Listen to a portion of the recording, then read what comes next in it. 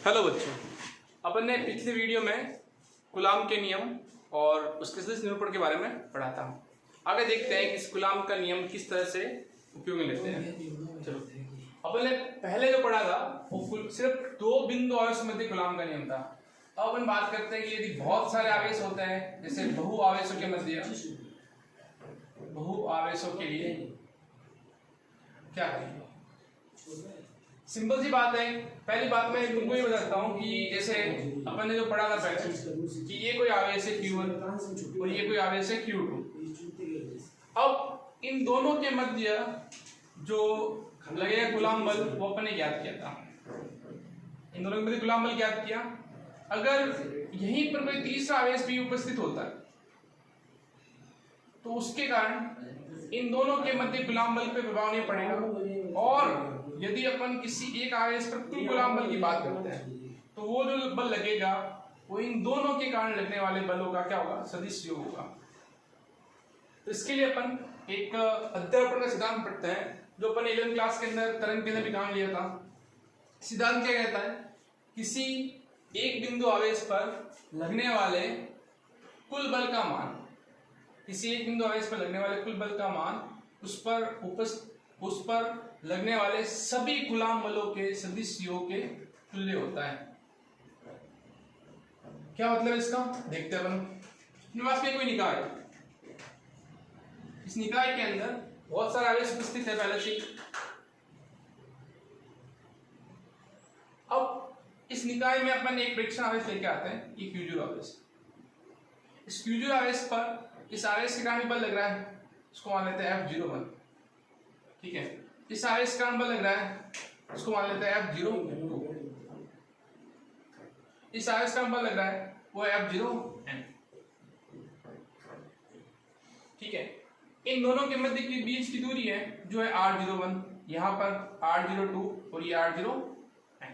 इसको मान सकता हूं मैं R1, ये R2 और ये R, और ये जो आवेश है परीक्षण आवेश, इसको मैं मान लेता हूं R0। सामान्य सी बात है, जो अपने गुलाम बल बढ़ा था तो आवेश Q1 और Q0 के मध्य जो गुलाम बल होगा वो क्या होगा, F01 बराबर K Q0 Q1 बट्टा R1 का स्क्वायर। ये तो हो गया सदिश में और ये हो गया सदिश रूप के अंदर।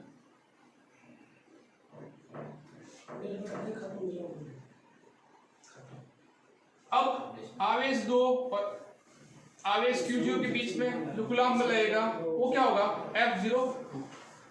क्या होगा, K Q0 Q2 R02 का स्क्वायर R02 का। इसी तरह से अपन n आवेश की बात करते हैं तो उनके बीच में जो बल लगेगा वो क्या लगेगा, R0n का स्क्वायर R0n K।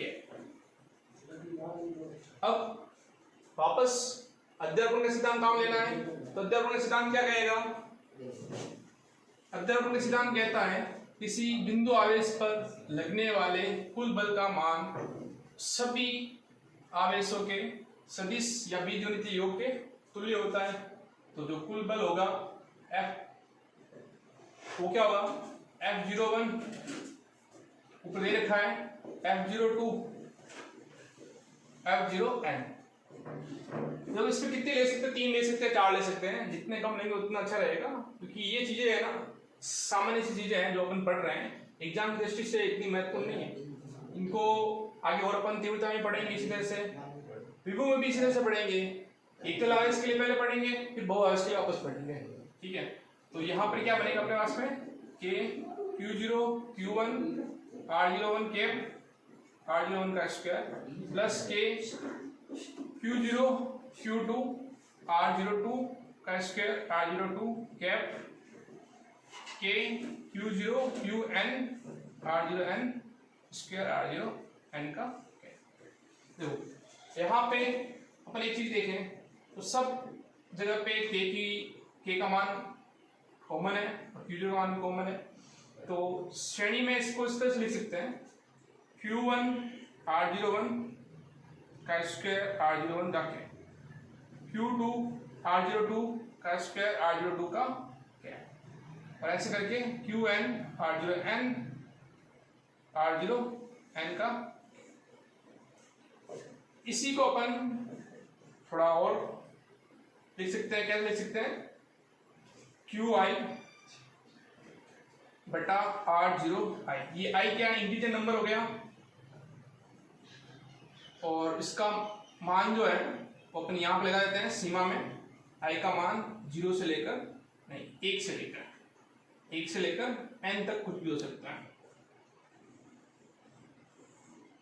तो ये हो गया अपने पास में बहुआवेश के कारण लगने वाला कूलॉम फोर्स। नेक्स्ट आगे बात करते हैं अपन विद्युत क्षेत्र की, विद्युत क्षेत्र के बारे में बात करते हैं। आगे अपन लेते हैं विद्युत क्षेत्र। तो ये विद्युत क्षेत्र होता क्या है, कोई भी आवेश होता है, शुरुआत में बड़ा अपन है, आवेश अपने आसपास में प्रभावी क्षेत्र रखता है। इस प्रभावी क्षेत्र में अगर कोई दूसरा आवेश आ गया तो उस आवेश पर कुछ न कुछ बल लगेगा, कूलॉम बल लगेगा, अपन को पता है, ठीक है। जैसे ये कोई धनावेश है तो यहाँ पर अपन ये परीक्षण आवेश लेके आएंगे, तो ये भी धनावेश है, तो ये क्या लगाएगा, इसको प्रतिकर्षण बल लगाएगा, क्योंकि समान आवेश प्रतिकर्षित होते हैं। और अगर ये ऋणावेशित होता तो ये क्या होता, आकर्षित होता। तो इस तरीके से इसके आसपास कुछ क्षेत्र है जहां पर कूलॉम बल, ये जो नजदीक आएगा, बल जो होता है दूरी के वर्ग के अनुपाती होता है, तो नजदीक आएगा तो कूलॉम बल बढ़ेगा, और दूर जाएगा तो कूलॉम बल घटेगा, ठीक है। तो एक कुछ परास होती है, रेंज होती है, जहां तक ये क्षेत्र प्रभावकारी होता है। तो जहां तक किसी आवेश के आसपास का क्षेत्र जिसमें कूलॉम बल कार्य करता है उसको क्या कहेंगे अपन, विद्युत क्षेत्र कहते हैं। वैसे विद्युत क्षेत्र से ज्यादा अपन ये सेम उसी तरह से जैसे चुंबकीय क्षेत्र होता है, चुंबक के आसपास जैसे ये चुंबक रख रखी है मैंने, और ये कोई जैसे कंपास है मेरे पास में, ठीक है, ये कंपास होता है, तो कंपास के अंदर जो नॉर्थ और साउथ शो करते हैं, तो इसको अपन ज्यादा दूरी पे रखेंगे तो क्या होगा, कोई डायरेक्शन शो नहीं करेगा। जैसे अपन यहाँ पे लेके आते हैं, जैसे इस चुंबक के अंदर ये होता है नॉर्थ और ये होता है साउथ, तो कंपास की जो नीडल होगी चुंबकीय क्षेत्र में आते ही क्या हो जाएगी, साउथ इस तरफ आ जाएगा, नॉर्थ इस तरफ आ जाएगा, क्योंकि साउथ में आकर्षित होंगे। तो जहां पर चुंबकीय क्षेत्र है वहां पर विद्युत क्षेत्र, वहां पर उसको चुंबकीय क्षेत्र कहेंगे। वैसे ही जहां विद्युत बल लगता है उसको विद्युत क्षेत्र कहेंगे। ये वापस अपन चुंबकीय कंसेप्ट भी पढ़ेंगे, अपनी जो थर्ड यूनिट है वो इसी तरह से चुंबकीय क्षेत्र पे आधारित है, ठीक है। नेक्स्ट अपन विद्युत क्षेत्र से ज्यादा जो वर्ड काम लेंगे वो होगा विद्युत क्षेत्र की तीव्रता, इंटेंसिटी ऑफ इलेक्ट्रिक फील्ड, इसको लिखते हैं कैपिटल ई से। ये क्या होता है, ये एक तरह से किसी भी जो अपन एकांक जो परीक्षण आवेश लेके आ रहे थे उस परीक्षण आवेश पर लगने वाली तीव्रता को लिखते हैं ई से। अपन तीव्रता को परिभाषित करेंगे, विद्युत क्षेत्र में रखे किसी भी एकांक धनावेश पर लगने वाले कूलॉम बल को विद्युत क्षेत्र की तीव्रता कहते हैं। क्या होगा इसका मतलब, समझना साधारण सी बात है कि अपन विद्युत क्षेत्र आवेश के आसपास कोई भी आवेश लगा रखा, परीक्षण आवेश है वो जैसे, ठीक है, तो इन दोनों के बीच में कूलॉम बल लगेगा, कूलॉम बल होगा F, और जिस आवेश पर अपन विद्युत क्षेत्र की तीव्रता ज्ञात कर रहे हैं उसी आवेश को इस कूलॉम बल से भाग देते हैं, तो जो मान प्राप्त होगा वो होता है तीव्रता। अब तीव्रता जो है वो सदिश राशि है, दिशा भी होती है क्योंकि बल भी सदिश राशि है। इसका मात्रक देखते हैं, इसका ऐसे ही मात्रक क्या हो जाएगा, न्यूटन प्रति कूलॉम। साथ में इसकी विमा निकालते हैं, तो बच्चों विमा क्या होगी बल की, m1 L1 T-2, और ये जो आवेश है उस आवेश की a1 T1 सॉल्व करेंगे तो m1 L1 T-3 और a-1, ये होगी इसकी विमा। नेक्स्ट अब अपन इसके बारे में बात करते हैं, दिशा की थोड़ी सी चर्चा करते हैं, विद्युत क्षेत्र किस तरह से लगता है और क्या किस तरह से होता है, तो देखना। अभी मैं ले रहा हूं यहाँ पे कोई धनावेश लेता हूँ, ये मेरे पास प्लस Q धनावेश है, ठीक है। अब इसका विद्युत क्षेत्र ये है, परीक्षण आवेश में सदैव क्या लूंगा, धनावेश लूंगा। ये मेरे पास परीक्षण आवेश है प्लस Q0, तो ये धनावेश आवेश के विद्युत क्षेत्र में आएगा, तो ये क्या लगाएगा, प्रतिकर्षण बल लगाएगा, यहाँ पर रखूंगा, ये भी इस तरह प्रतिकर्षित होगा, कहीं पे भी रखूंगा तो ये प्रतिकर्षित होगा। तो इस तरह से धनावेश के कारण विद्युत क्षेत्र की तीव्रता होगी वो होगी बाहर की तरफ, विद्युत क्षेत्र की तीव्रता होगी वो बाहर की तरफ होगी।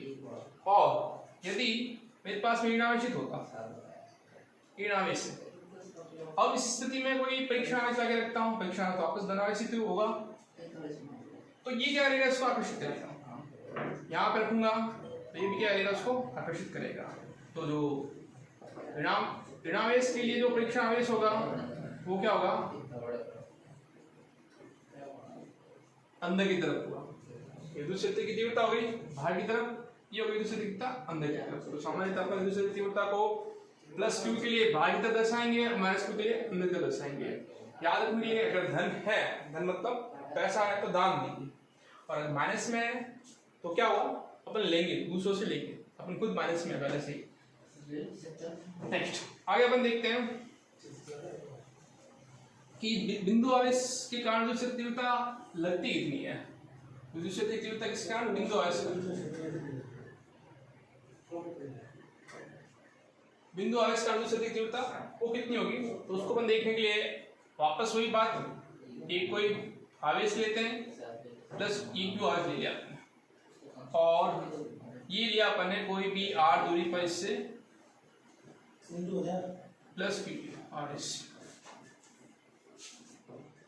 दोनों के बीच में जो कूलम्ब लगेगा वो कितना लगेगा, F बराबर K Q not upon R का स्क्वायर। परिभाषा से अपन ने तीव्रता पढ़ी है तो क्या होगी, E बराबर F अपॉन Q नॉट, यहाँ पर लगाएंगे क्या आएगा, F बराबर K Q upon R square. ये सामान्यतः सूत्र हो गया इसका, वैसे ये भी इसका सूत्र ही है लेकिन इससे ज्यादा अपन ये काम में लेंगे, ठीक है। बल का भी यहाँ से फॉर्मूला निकालते हैं तो क्या आता है, F बराबर QE, ये भी अपन काम में लेंगे, धनावेश के लिए प्लस QE, ऋणावेश के लिए माइनस QE, ठीक है। तो वो भी इसके लिए सही है, ज्यादा अपन ये काम लेंगे K Q upon R square. ध्यान रखना बच्चों, जो बल था वो था दो आवेश के बीच में, तो उसके अंदर दो आवेश आ रहे थे, और जो तीव्रता है वो हर एक आवेश की होती है, तो वहां पर एक ही आवेश सफिशिएंट था अपने पास में। ये हो गया E बराबर K Q upon R square, और इसी को अपन सदिश में रखते हैं तो ये क्या रहेगा, यहाँ पे R के हो जाएगा। तो Q अदिश राशि है, K भी क्या है, नियतांक है, तो इन पे कभी सदिश नहीं लगता है। ये R क्या है, दूरी है, दूरी क्या होती है, सदिश राशि होती है, तो यहाँ पर कैप लगाते हैं, तो ये सदिश रूप के अंदर अपन कुछ इस तरह से लिख देंगे इसको। इसी को अपन सदिश को भी आगे चल के ऐसे लिख सकते हैं R³ और ये R सदिश, तो ये भी राइट है, कोई समस्या वाली बात नहीं, ठीक है।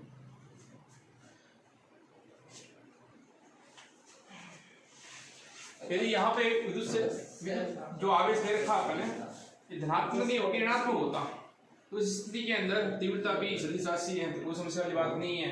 E का मान जो है वो क्या हो जाएगा, KQ अपॉन R स्क्वायर, कोई चेंज नहीं, ये हो गया माइनस R, ठीक है।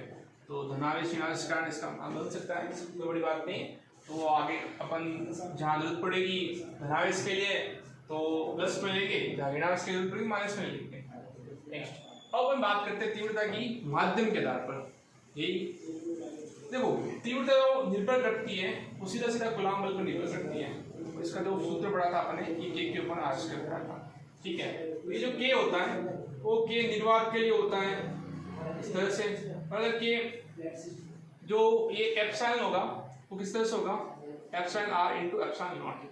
माध्यम की उपस्थिति में जो E M का मान जो है माध्यम के लिए, मीडियम के लिए, तो वो क्या होगा 1/4 pi epsilon not epsilon R into Q upon R square.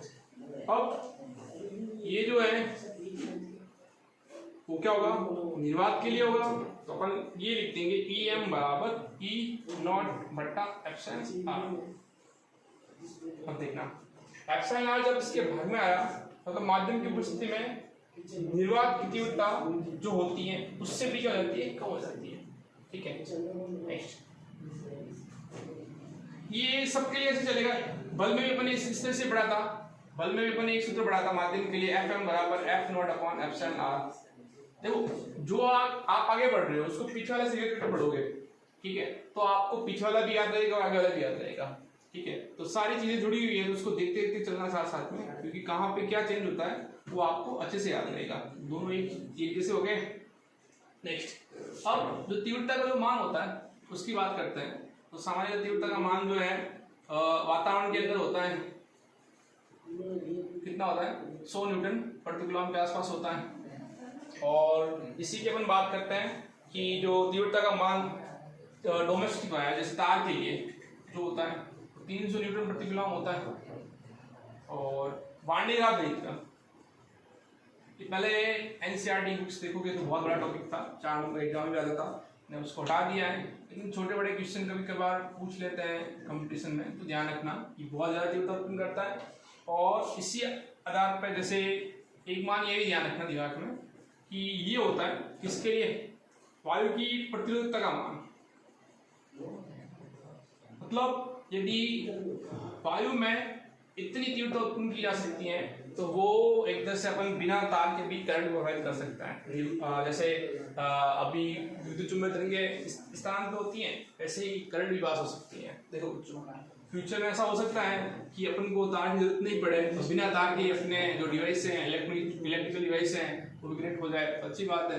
ठीक है, वैसे एक बहुत पुराना प्रयोग है निकोला टेस्ला का, जिसने सोचा था फर्स्ट टाइम कि बिना तार के करंट को प्रोवाइड किया जाए, वो अधूरा ही है, पूरा हो जाए तो अच्छी बात है। नेक्स्ट आगे अपन बात करते हैं इसी के अंदर एक ग्राफ की बात कर लेते हैं। अपन ने ये जो फॉर्मूला पढ़ा था E बराबर KQ/R², तो इसकी दूरी के साथ निर्भरता देखते हैं। तो सिंपल सी बात है, कभी पूछ लिया जाता है ये जो तीव्रता है तो ये दूरी है। देखो जहां पर भी ये संबंध होता है, ठीक है, तो उस स्थिति के अंदर जो ग्राफ होगा वो डी के होगा एक तरह से, ठीक है। और यदि मैं ग्राफ यही खींचता हूं इसी के साथ में, ठीक है, तो ये जो ग्राफ होगा 1/r² के साथ में, तो ये क्या सीधा है। तो कई बार साथ में छोटा क्वेश्चन होता है तो उसमें आधा नंबर का अलग से पूछ लेते हैं कि ग्राफ प्रदर्शित करो, तो बताना जरूरी हो जाता है। ठीक है, नेक्स्ट आगे अपन देखते हैं। जैसे अपन ने शुरुआत में बहुआवेशों के लिए कूलॉम बल देखा था, उसी तरीके से अपन वापस बहुआवेशों के लिए तीव्रता भी देखते हैं। ठीक उसी तरह से देखेंगे जिस तरह से अपन ने कूलॉम बल देखा था, वापस वही बात बहुआवेशों के लिए विद्युत क्षेत्र की तीव्रता। वापस एक निकाय लिया, इस निकाय के अंदर बहुत सारा आवेश उपस्थित है, Q1 Q2, देखो मैं इस पे Q3 Q4 कुछ भी ले सकता, लेकिन वो ज़्यादा कोई मतलब वाली बात नहीं है। ठीक है, अब अपन ने इसका दे दिया R1, ये R2 और ये R। ठीक है, अब कोई भी बिंदु P है, इस बिंदु P पर अपन बात करते हैं। ठीक है, बिंदु P पर विद्युत क्षेत्र की तीव्रता कितनी होती है, वापस वही बात हो गई, सदिश राशि है। ठीक है, तो यहाँ पे बीच की दूरी अपन लेते हैं, इसको R1 मान रखा है, चलो अपन इसको R1 R2 नहीं लेके तो यहाँ पे लेते हैं R1 R2 Rn, ताकि आराम से रहे अपने पास में। नेक्स्ट अगर अपन बात करते हैं, ये जो तीव्रता हो गई ये E1, ये E2 और ये En। ठीक वैसे ही जैसे अपने बहुआवेशों के कूलॉम के नियम के अंदर अध्यारोपण सिद्धांत काम में लिया, जो वहां पर बल के लिए था वो यहाँ पर तीव्रता के लिए है। तो किसी एक बिंदु पर तीव्रता का जो मान होगा वो क्या होगा, सभी आवेशों के कारण लगने वाले तीव्रता के सदिशियों के तुल्य होगा। अपन पहले बात करते हैं E1 का, बिंदु P पर तीव्रता का मान, तो E1 का मान जो होगा वो क्या होगा, KQ1/R1²।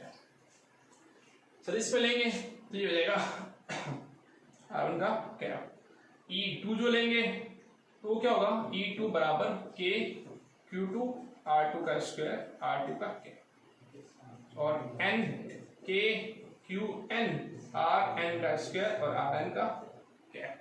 अब अपन वापस लगाते हैं अध्यारोपण का सिद्धांत, तो जो कुल तीव्रता जो होगी वो क्या होगी, E बराबर E1 + E2 + E3 की वैल्यू पुट करेंगे तो क्या है, KQ1/R1², R1 का क्या plus KQ2/R2², Q N, R N का स्क्वायर, यहाँ पे मैंने R2 का कैप नहीं लगाया, आर एन का। नेक्स्ट ऑफिस में भी वही इसी तरीके से किया जाएगा, कॉमन और दो अंदर बचेगा, Q1 R1 square, R1 cap, Q2 R2 square, R2 का कैप, Qn Rn का स्क्वायर और Rn का कैप। आगे देखते हैं अपन ऑफिस, इसको अपन समीकरण के रूप में लिखना होगा, तो लिखेंगे इसको तो समझना सिग्मा, ठीक है। ये क्या हो जाएगा, क्यू आई, यहाँ पे क्यू आई हो गया, यहाँ पे आर आई का स्क्वायर और ये हो गया आर आई का कैप। यहाँ पे आई बराबर क्या जाएगा 1 से लेकर एन, तो एक तरह से इसका सूत्र हो गया तीव्रता के लिए। अब जो तीव्रता की, अब देखना इस तीव्रता को अपने शुरुआत में पढ़ा था इसी वीडियो के अंदर, बहु आवश्यक के लिए विद्युत बल का मान। अब अपन देखें विद्युत तीव्रता का मान, तो आप दोनों को तुलनात्मक रूप से देखोगे ना तो एक जैसे लगेंगे, ठीक है ना। तो बहुत ही आसान हो जाएगा आपको याद रखने के लिए कि उसमें एक आवेश ज्यादा था, इसमें एक आवेश कम है, उसी तरह से आपको फिर रटना नहीं पड़ेगा, ठीक है। एक शुरुआत में जब आप लेसन पढ़ोगे कोई भी, तो आपको लगेगा कि ये टॉपिक हार्ड है, ये टॉपिक हार्ड है, लेकिन जो आप आगे बढ़ते जाओगे उसको, तो आपको लगेगा पिछले वाला इजी था इससे, ठीक है। तो वो आपको कंटिन्यू में आता रहेगा, और साथ साथ में आप क्या करोगे कि याद रख के चलोगे तो आसान रहेगा, क्योंकि सब चीज़ आगे वापस आने वाली है, ठीक है। तो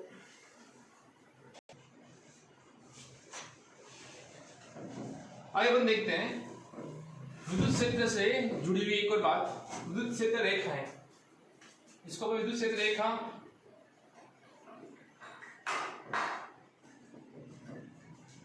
या विद्युत बल रेखा भी कहते हैं।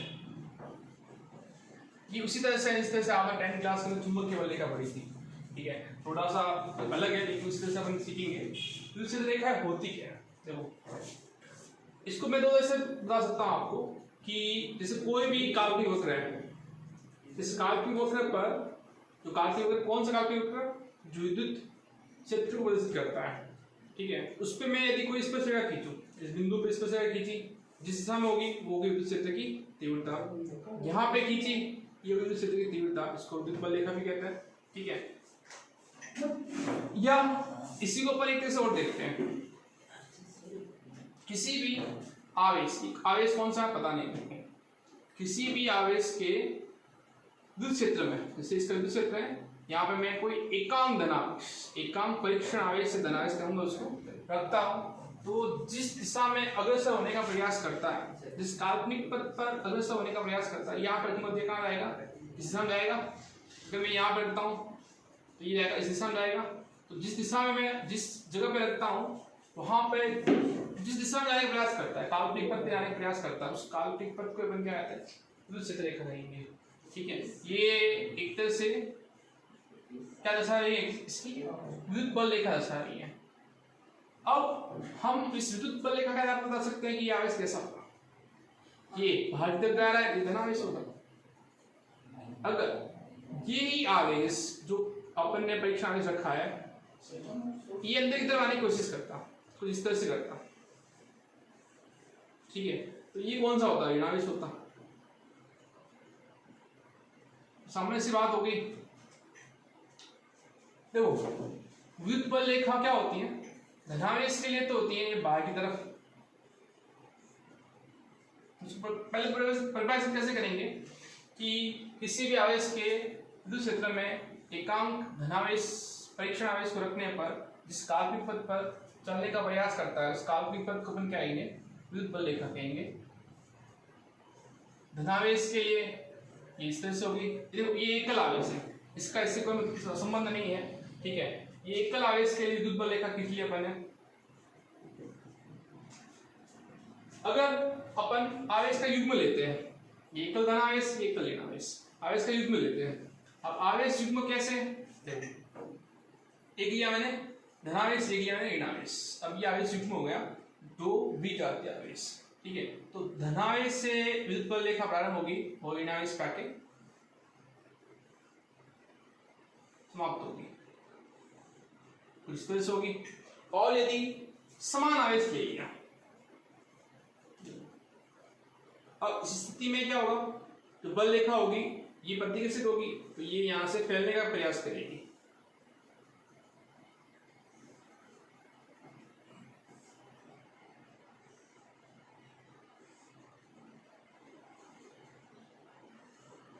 ठीक है, अब यदि यहाँ पे ऋणावेश होते दोनों के दोनों, जैसे माइनस क्यू और ये बी माइनस क्यू, तो स्थिति में भी ऐसे ही होता, लेकिन ये जो दिशा होती अंदर की तरफ होती।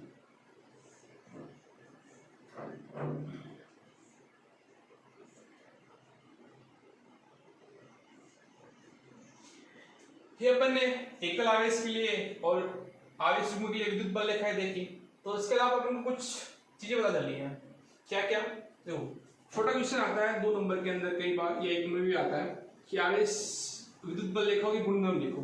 ठीक है, तो क्या अपन ने पहली चीज जो नोटिस की, वो क्या नोटिस की कि धनावेश होगा तो अनंत से विद्युत बल रेखाएं, सॉरी धनावेश के लिए विद्युत बल रेखाएं अनंत की ओर जाएगी, इस तरह से जाएगी। ठीक है, तो पहला बिंदु है अपने पास में कि विद्युत बल रेखा सदैव धनावेश के लिए अनंत से कहां पे प्लस क्यू की अनंत से प्रारंभ होती है और प्लस क्यू आवेश पे समाप्त होती है। दूसरी बात देखते हैं अपन ऋणावेश के लिए। ऋणावेश के लिए माइनस क्यू से प्रारंभ होगी और अनंत पर समाप्त होगी, इस तरह से।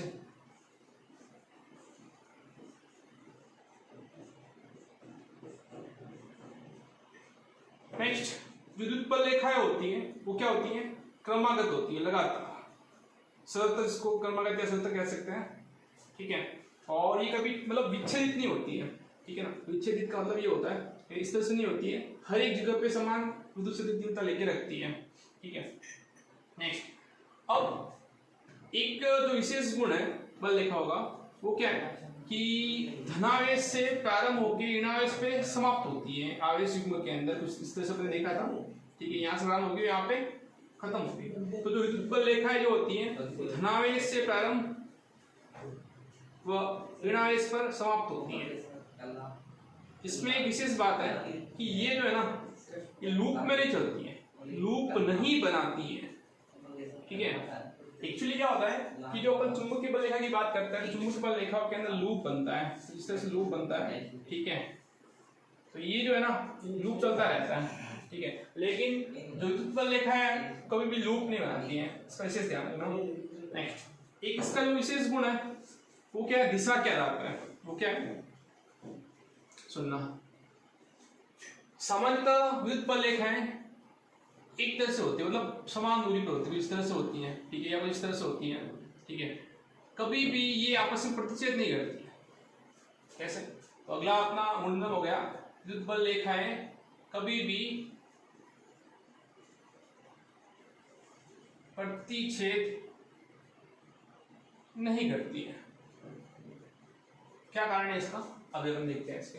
क्वेश्चन भी था छोटा कि क्या कारण है कि विद्युत बल रेखाएं कभी प्रतिच्छेद नहीं करती हैं। देखो, अपन ने क्या कहा कि काल्पनिक वक्र पे खींची गई स्पर्शरेखा इसको प्रदर्शित करती है, दिशा प्रदर्शित करती है। तो इस बिंदु पे मैं बल रेखा खींचूं तो इस वक्र के अनुसार विद्युत क्षेत्र की तीव्रता इस तरफ होगी और इस वक्र पे इस तरफ होगी। ठीक है, अब इसकी दिशा अलग है, इसकी दिशा अलग है। अब मैं कहूं कि एक ही व्यक्ति एक ही समय 2 अलग अलग दिशा में गमन कर रहा है, तो क्या संभव है, नहीं हो सकता। ठीक है, अगर अपन बल भी लगाएंगे 2 दिशा में, एक ही बिंदु पे 2 अलग दिशा में बल लगाएंगे, परिणामी दिशा में वो विस्थापित होगी। ठीक है, तो इस तरह से कदापि संभव नहीं है कि किसी भी एक ही बिंदु पर विद्युत बल विद्युत क्षेत्र की तीव्रता 2 हो। ठीक है, विद्युत क्षेत्र की तीव्रता 2 होती तो ये प्रतिच्छेद करती, 2 नहीं है, विद्युत बल रेखा कभी भी प्रतिच्छेद नहीं करती है। नेक्स्ट, अब जो विद्युत बल रेखाएं जो होती हैं, ठीक है, तो देखो ये अपन दर्शाते हैं कुछ इस तरह से, जैसे ये दर्शा रखी है मैंने बराबर। ठीक है, एक मैंने ये दर्शा दी, ठीक, एक मैंने ये दर्शा दी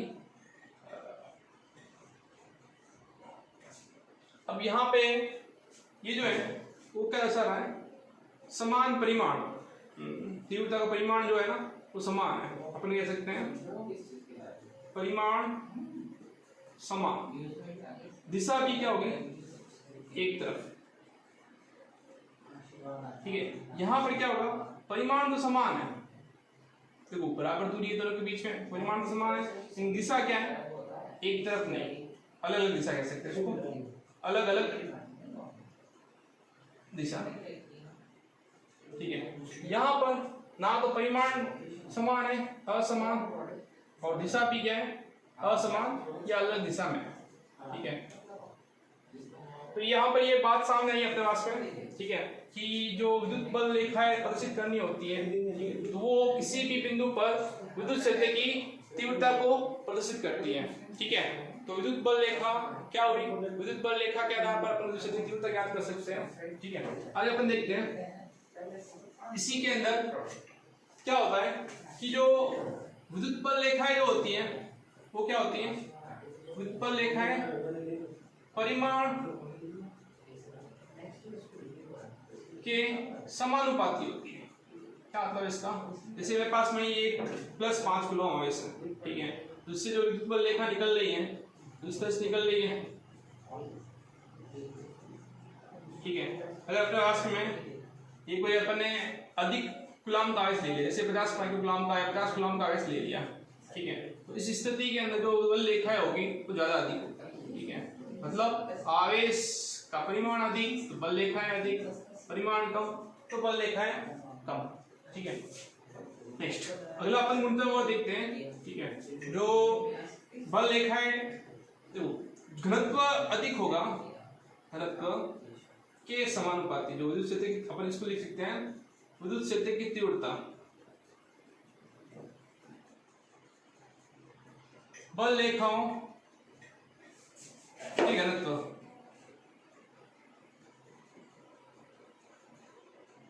के समानुपाती होती है, ठीक है। मतलब क्या हुआ इसका, जैसे मैं डायग्राम बनाता हूं,